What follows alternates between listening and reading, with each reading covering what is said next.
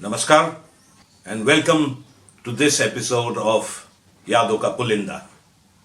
Today is the 22nd of March, the day of the Janata Curfew as demanded by our Prime Minister, Mr. Modi.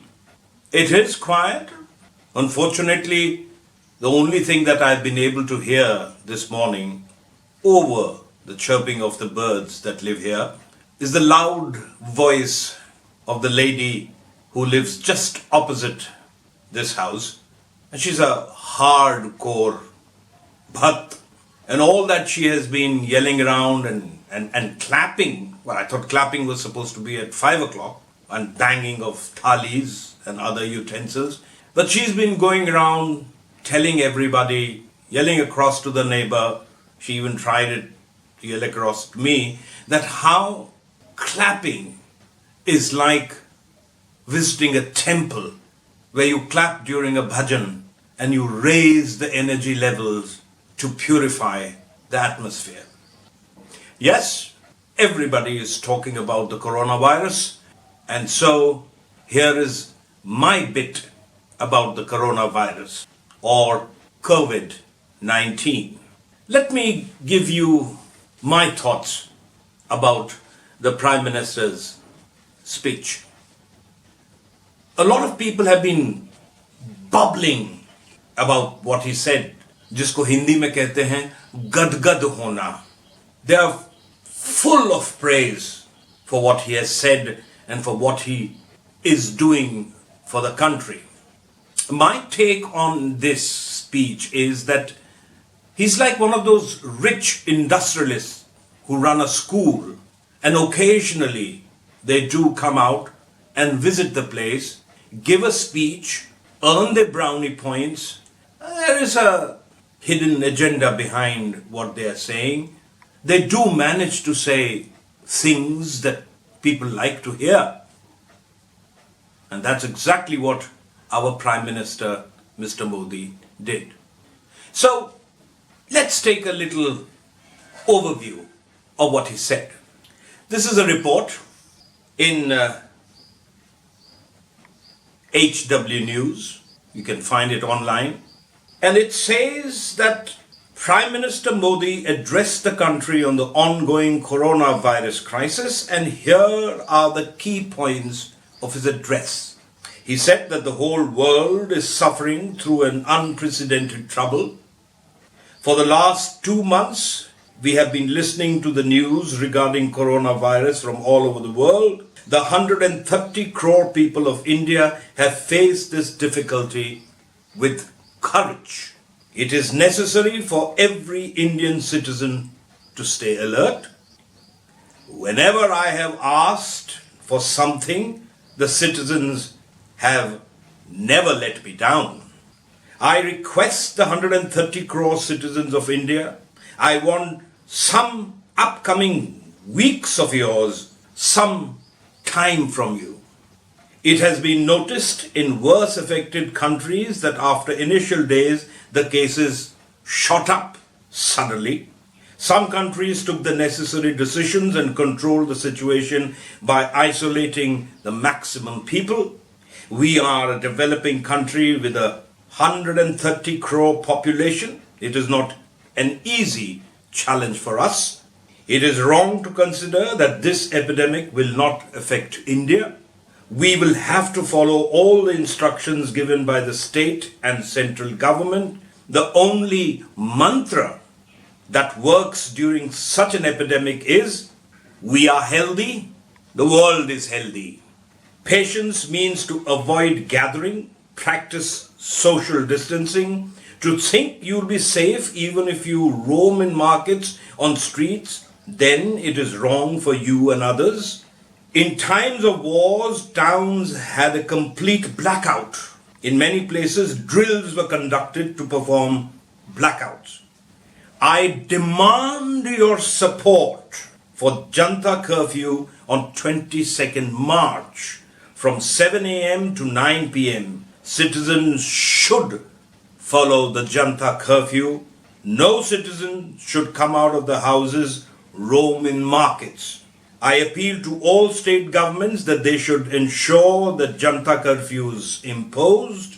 It is now time to test how ready India is in times of this epidemic.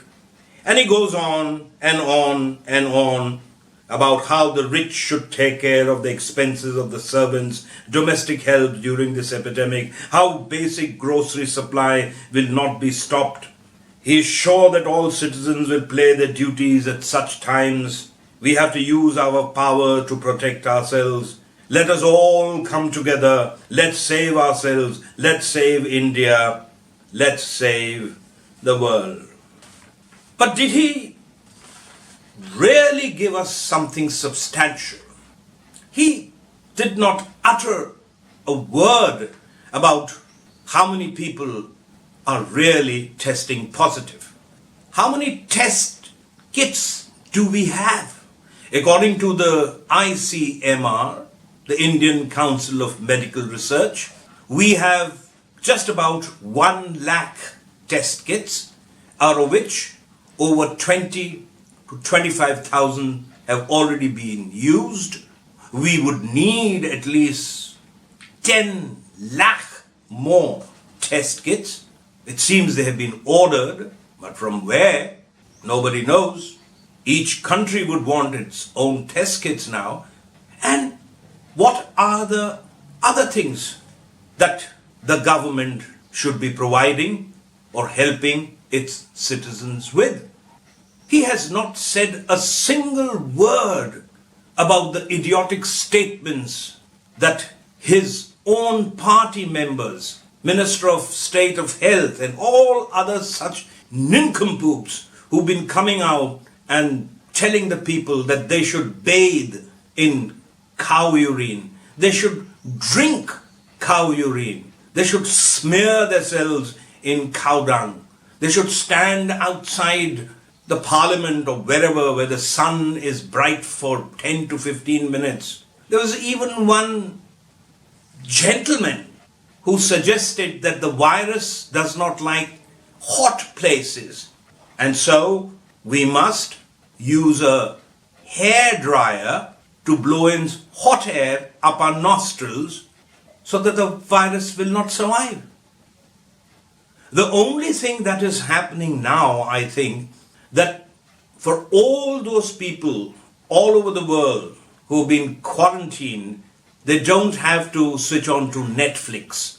India and its politicians will provide all the entertainment that is required. We already are the laughing stock of the world.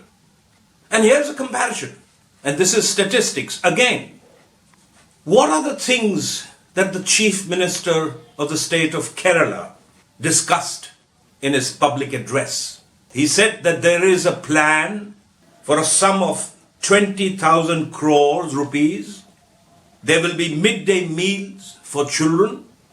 Hand sanitizers production will be under the state. There will be mask productions in all the prisons and jails. They will trace people who are coming from foreign nations. They will solve internet bandwidth related issues. There will be distribution of social security pension. They will assure food to the people of Kerala. The distribution of books to people who are isolated.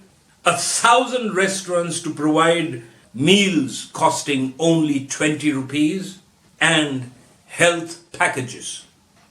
And against this, what were the things Mr. Narendra Modi discussed in his public address? Yes, he did say something that were correct, that were nice. He earned his brownie points, but the only thing that mattered, that stood out in the Prime Minister's 30 minutes address to the nation was that on March 22 at 5 p.m., we should stand on our doorways, balconies, in our windows and keep clapping hands and clanging utensils. Wonderful. Not one word about the Ram Navami celebrations that Yogi Adityanath is going ahead with. The ultimate irony of life is happening now.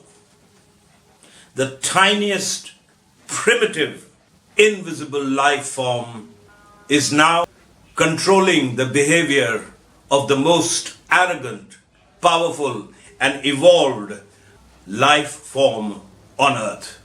What a humbling lesson for humanity. But there's another side to this entire pandemic. When was the last time you felt that the air was cleaner?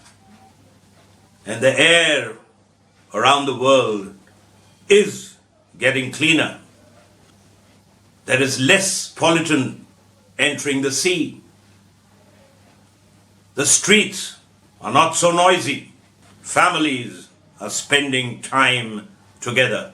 Fewer planes are flying around the world. Luxury cruise ships are not dirtying up the sea. And people are looking at local solutions for needs and taking the time to wash their hands. Finally, even the eating habits are changing. The hectic pace of the world has slowed down significantly. We are breathing consciously and perhaps grateful for being alive. Yes, we will overcome the scare of this virus sooner or later. But I hope that before we once again jump back to our previous lifestyle, we use this time as an opportunity to introspect, to understand and appreciate the fact that slowing down is not such a bad thing. For the last 30 years or so, it's been a mad rush. Everybody running around behind something, eating fast, trying to finish that project by the weekend, deadlines. We've not had time for nature.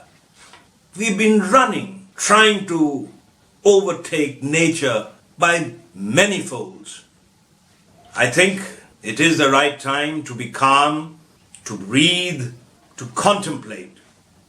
It is time to do a detailed analysis of our lives and create a harmonious balance with the other stakeholders of this planet. Earth is under repair at the moment, and let us not forget it. Stay safe, stay away from crowded places, wash your hands, 20 seconds, use a sanitizer, and most important, do not share or accept fake WhatsApp messages from absolute nincompoops. I am surprised, personally, educated friends have fallen prey to these advices that are being churned out. Please do not suffer fools, absolute idiots who wreak havoc. Use your brains. Have a scientific mind. Analyze, think, and please do not use a hairdryer to blow some hot air up your nostrils. It'll just ruin your sinuses. Stay safe. Goodbye.